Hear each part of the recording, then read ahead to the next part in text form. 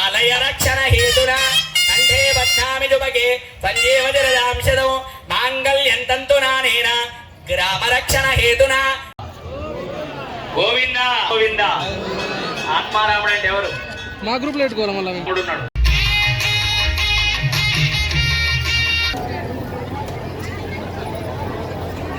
కార్యక్రమాన్ని దిగ్విజయంగా పూర్తి చేస్తుంటారు. వారిని సమయం తీసుకొని ఒక 2 మాటలు మా గురించి చెప్పవలసిందిగా మనవి. జై శ్రీరామ్. అందరికీ గోవింద్పేట అనే గ్రామంలో ఆర్మూర్ నియోజకవర్గంలోనే ఒక మంచి పారదర్శకత కలిగినటువంటి గ్రామంలో సీతారామస్వామి యొక్క ఆలయానికి మమ్మల్ని పిలవడం, ఆ సేవకు, ఆ ప్రేమకు, ఆ భక్తికి నోచుకోవడం బిఆర్ ఫౌండేషన్ ఆర్మూర్లో మేము ఒక ట్రస్ట్ ఏర్పాటు చేసినాము. భగవత్ కార్యక్రమాలు కానీ ఇంకా ఏ ఇతర కార్యక్రమాలన్నా కానీ మా ఫౌండేషన్ ద్వారా దేవుడికి కానీ హైందవ సంస్కృతిని కాపాడడానికి ప్రతిరోజు అహర్నిశలు కృషి చేస్తున్నటువంటి మా యొక్క మిత్రులందరం కూడా స్వామివారి సన్నిధికి రావడం అనేది చాలా సంతోషంగా ఉంది.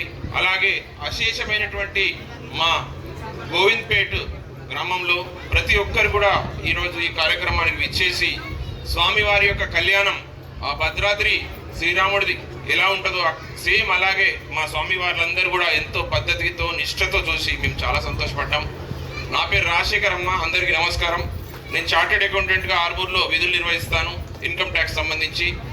ఈ కార్యక్రమానికి మమ్మల్ని ఆహ్వానించినటువంటి ఈ యొక్క గ్రామ సర్పంచ్ అయినటువంటి గణేష్ అన్నకు, అలాగే మా గోవర్ధన్ అన్న, రమేష్ అన్న, గంగాధర్ గౌడ్ అన్న, అలాగే రాజన్న ఎక్కడున్నా రాజన్న గారు, అలాగే నోముల్ నవీన్ గారు, మరియు ఇక్కడికి వచ్చినటువంటి నా మిత్ర బృందం అందరికీ కూడా మరొకసారి ప్రేమపూర్వక సందేశం ఏంటంటే, శ్రీరాముడు తన తండ్రి మాట కోసం అడవులకెగి, అలాగే భార్యను దుష్టుల నుంచి రక్షించడానికి, ధర్మ సంస్థాపన చేయడానికి త్రేతాయుగంలో మనందరినీ ధర్మం వైపు నడిపిస్తున్నటువంటి యొక్క సంస్కృతిని ఈరోజు ప్రపంచవ్యాప్తంగా జరుగుతున్నటువంటి అనేకమైనటువంటి యుద్ధాలు కానీ భీతావహమైనటువంటి వాతావరణాన్ని ఎక్కడ చూసినా చూస్తున్నాం. కానీ భారతదేశంలో మాత్రం శ్రీరాముడు పుట్టినటువంటి నేలలో ధర్మం అనేది ఎక్కువ ఉండడం వల్ల కంపల్సరీగా ఎటువంటి యుద్ధ భయం కానీ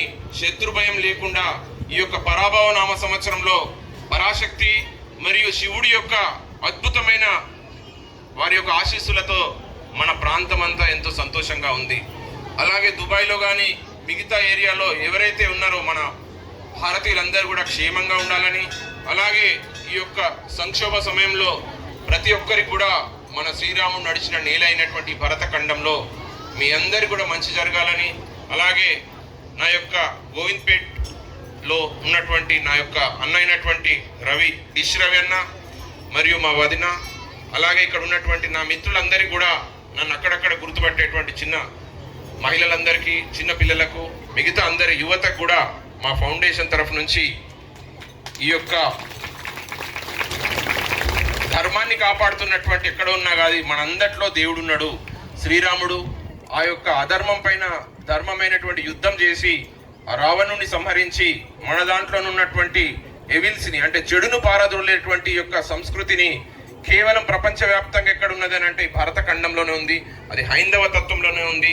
తండ్రిని ఎలా గౌరవించాలి, తల్లిని ఎలా గౌరవించాలి, అక్కని ఎలా చూసుకోవాలి, భార్యను ఎలా చూసుకోవాలి, పిల్లల్ని ఎలా చూసుకోవాలని ఒక ధర్మాన్ని ప్రబోధించినటువంటి శ్రీరామచంద్ర ప్రభువుకి మనమందరం కూడా సదా మన పిల్లలకు కూడా ఈ యొక్క సంస్కారము, ఇతిహాసాలు ప్రతి ఒక్కటిని కూడా మన పిల్లలందరూ కూడా నేర్పించే తత్వాన్ని అలవాటు చేసినటువంటి మా గోవింద్పేట్ గ్రామంలో ఇంత ఐక్యమత్యంతో ఇంత మంచి పెద్ద ఎత్తున వచ్చినటువంటి మా అక్క చెల్లెలందరూ కూడా మరొక్కసారి నమస్కారాలు చేస్తూ, నాకు ఈ అవకాశం ఇచ్చినటువంటి పెద్దలందరికీ, గ్రామ కమిటీకి, సర్పంచ్ గారికి మరియు ఆలయ కమిటీకి మరియు పూజారులందరూ కూడా నా యొక్క మంచి శుభ నమస్కారాలతో మళ్ళీ ఈ యొక్క ఆలయం డెవలప్మెంట్కి సంబంధించి నేను కూడా ఏదైనా విరాళం ఇద్దామని అనుకుంటున్నాం.